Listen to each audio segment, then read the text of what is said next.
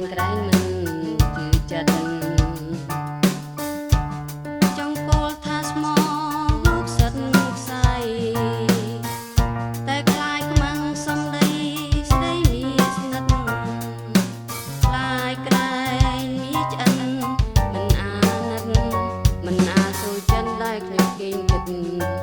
បងប្រាថ្នាគិតដូចតិចទៅប៉ុនលោក